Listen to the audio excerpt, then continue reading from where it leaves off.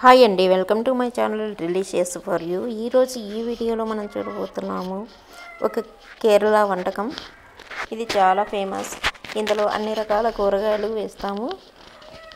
దీనిని అవియల్ అంటారు. ఈ అవియల్ ఎలా చేసుకోవాలి ట్రెడిషనల్ వేలో చూద్దాం ఇప్పుడు. ఇది ప్రెగ్నెన్సీ లేడీస్ కానీ తిన్నట్లయితే, డైలీ తిన్నట్లయితే వాళ్ళకి మంచి ఫోలిక్ యాసిడ్ అనేది క్రియేట్ అవుతుంది కడుపులో. చాలా హెల్తీ ఫుడ్ ఇది. దీన్ని ఎలా చేసుకోవాలో ఇప్పుడు చూద్దాము. దీనికి 13 రకాల కూరగాయలని యూజ్ చేయవచ్చు.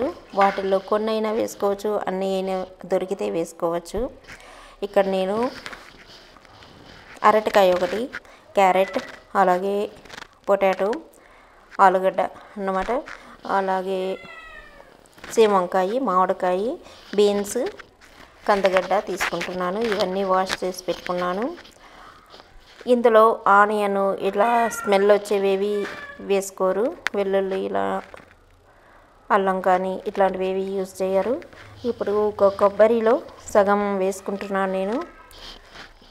ఇది ఫుల్గా పడుతుంది ఈ కూరగాయలకి. మనం తీసుకునే కూరగాయలు ఒక 300 గ్రాముల నుంచి 350 గ్రాముల వరకు ఉన్నట్లయితే మనకు సగం కొబ్బరి సరిపోతుంది. ఇక్కడ నేను అన్నీ ఒకే సైజులో కట్ చేసి పెట్టుకున్నాను. ఒక 2 ఇంచు పొడవుతోటి కూరగాయలన్నీ కట్ చేసి పెట్టుకున్నాను ఒకే వెడల్పుతో. ఇప్పుడు ఒక కుక్కర్ తీసుకొని అందులో అరకప్పు వాటర్ వేసుకొని, తగినంత సాల్ట్ వేసుకొని, పసుపు సాల్ట్ అంతా కరిగే వరకు ఈ నీళ్ళని బాగా కలుపుకోవాలి. ఇప్పుడు ఇందులో నేను కట్ చేసి పెట్టుకున్నవి చూసుకొని కట్ చేసుకున్నాను. ఒక్కొక్క కప్పు వచ్చేలాగా.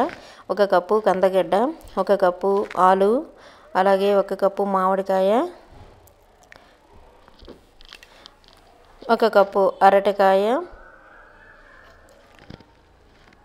మనకి ఈ కూరలు ఏవి విరిగిపోకుండా మనం చేసుకోవాలంటే కుక్కర్లో చేసుకున్నట్లయితే కరెక్ట్గా ఉడుకుతాయి.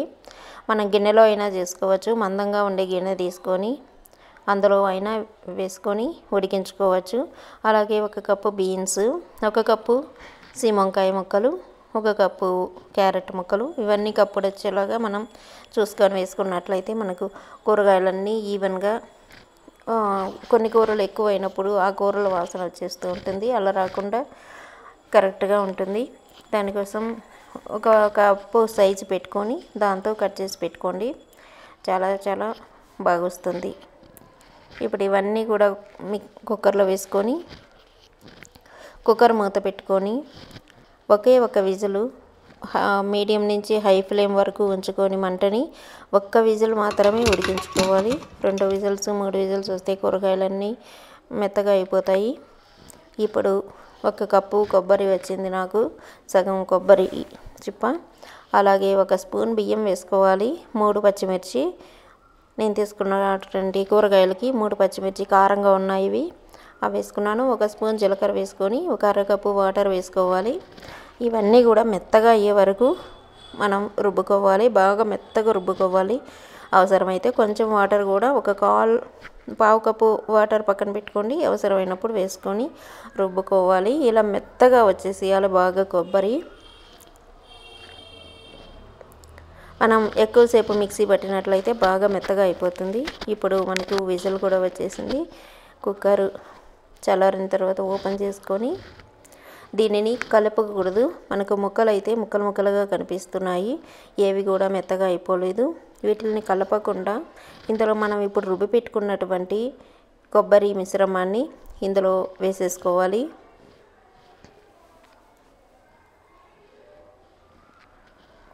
ఇక్కడ చూపించినటువంటి ఇంగ్రీడియంట్స్ అన్నీ కూడా మనం కంపల్సరీగా వేయాలి. పచ్చిమిర్చి, అలాగే జీలకర్ర, కొబ్బరి, ఇవన్నీ కూడాను. బియ్యం వేసుకున్నట్లయితే మనకు తిక్కుగా ఉంటుంది. మనకు వాటర్ సపరేట్గా, కూరగాయలు సపరేట్గా లేకుండా. అందుకోసం నేను ఒకే 1 స్పూన్ బియ్యం వేసినాను. ఇక ఇంతకంటే మసాలాలు ఇంకేవి వేయరు ఈ ట్రెడిషనల్ డిష్లో. ఇవన్నీ కూడా ఒక ఉడికే వరకు ఉడికించుకోవాలి. ఎక్కువగా అయితే కలపకూడదు. కలిపినట్లయితే ఆల్రెడీ అన్నీ ఉడికిపోయిన కూరగాయలే కాబట్టి అన్నీ విరిగిపోయి ముద్దగా అయిపోతాయి. మనకు కూరగాయలుగా ఉండవు అవి.